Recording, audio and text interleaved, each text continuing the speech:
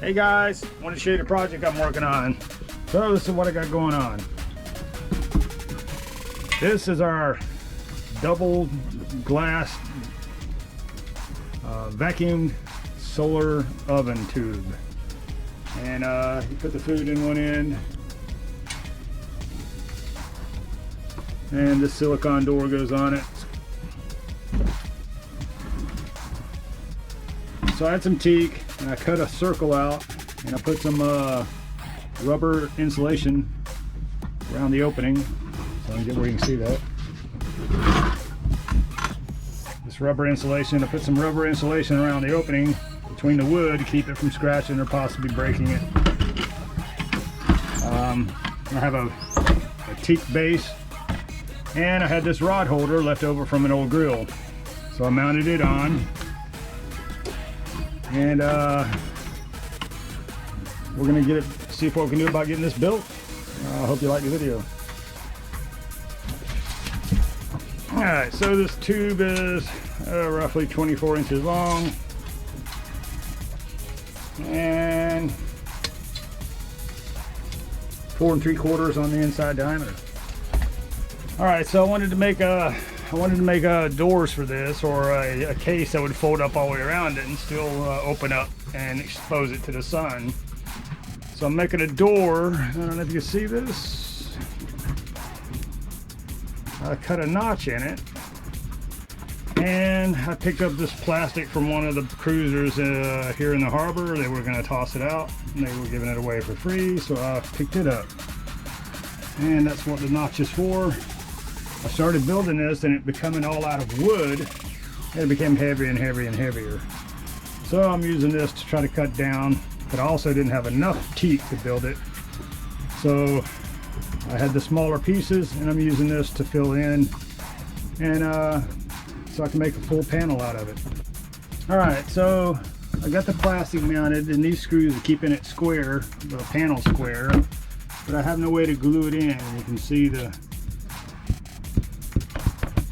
plastic bends out. So I made this piece here to go on it.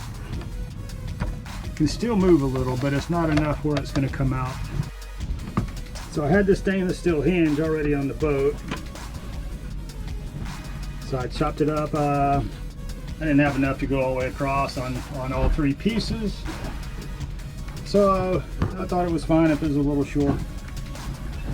We were over on Content Key. I found this little sailboat. It was busted up. It was just part of the whole F, and it had these little clips in them. I'm gonna mount these right here on the side, and I'll show you what those are for later. So I got this panel made, and I gotta build one more and make a top and get them mounted. So let's get that started. Next I mount the doors.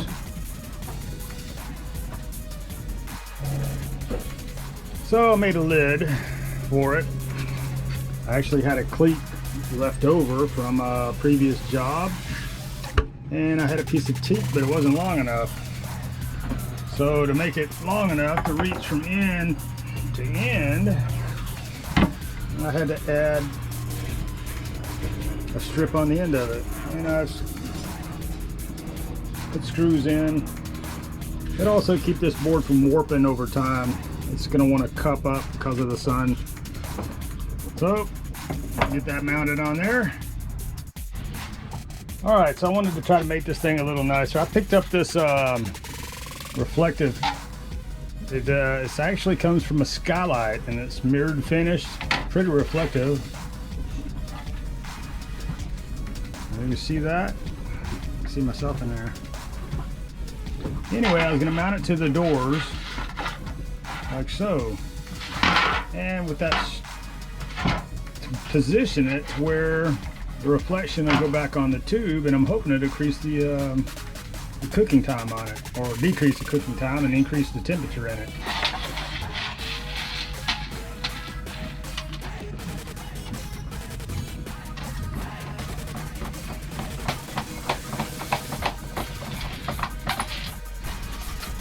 Another thing I noticed was right in between my my glass tube And my reflector for the door, there's a big thing of wood there.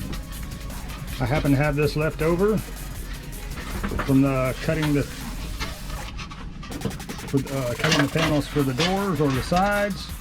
And I'm gonna mount that right in there, and since I already had it, and give me some additional reflective.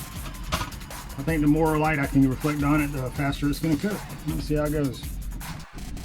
So there we have one panel done, and you see it as it closes up. This will fold up into the, oh, this will be inside.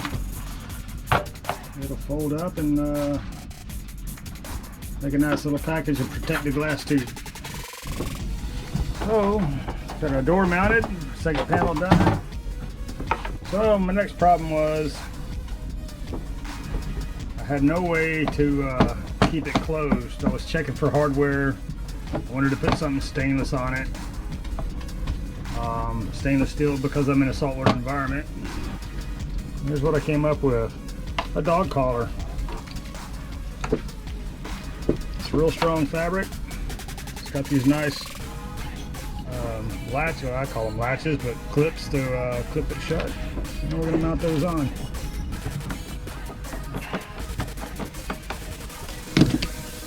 So the dog collars are like less than $5, and that's how I'm going to use to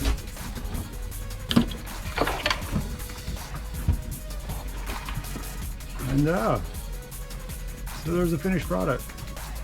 We'll see how it works now. Thanks for watching the videos. This is just something that I did. It's you can buy these solar ovens with all of the stuff, all of the hardware and everything, but it was a little more money than my budget, and I had all of this stuff, most of it on the boat, and I got it fairly inexpensive for myself, and I had the time, so, but I like it. Let's see how it cooks. Set into a triangle, so the point's going to be up here on the reflection, and if I turn it, the sun's coming from the right angle, I can change that point to be onto the tubing and increase the efficiency of it. So that's why the little brackets that I found, and I can add more or less knots that I want. Put that knot into that slot, and it holds this panel up. I got it mounted on a rod holder, and I can change and swivel it back and forth, tilt it up and down to point it toward the sun, and get a better angle at the sun when the sun's a little lower in the horizon. Put my hand around where the sun is reflecting off of. So it's reflecting off that panel right up to there. All right, what are we doing? I'm making a campfire meal for the solar oven. Okay. So we got pork loin, potatoes, carrots, onion. I'm gonna add green beans, olive oil, and add some steak seasoning. Put it in the tiki, or put it in the solar oven. So, wrap it up. Say, so we put this in, or we're gonna put this in the solar oven, and we'll see how long it takes. Okay.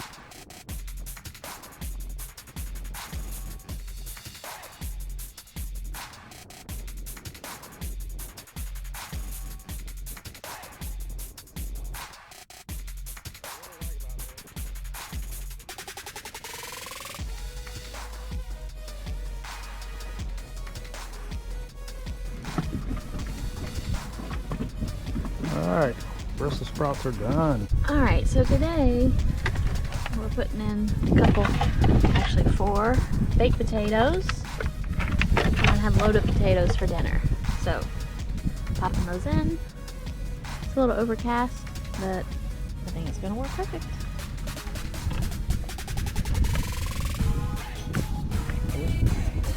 Ooh, and they're done. How about that? Baked potatoes in 3 hours.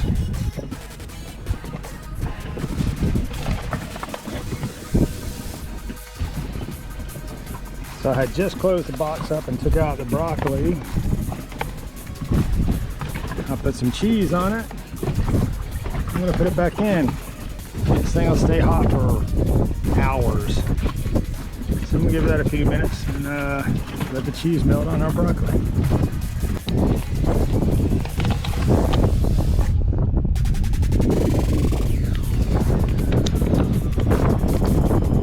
Goes in.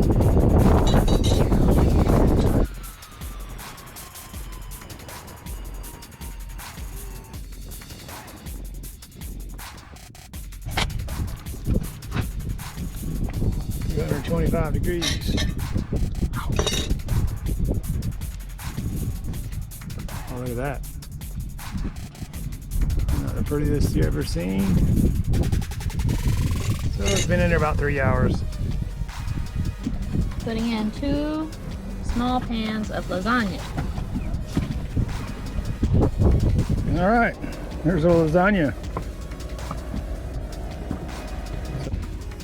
We baked lasagna in 2 hours.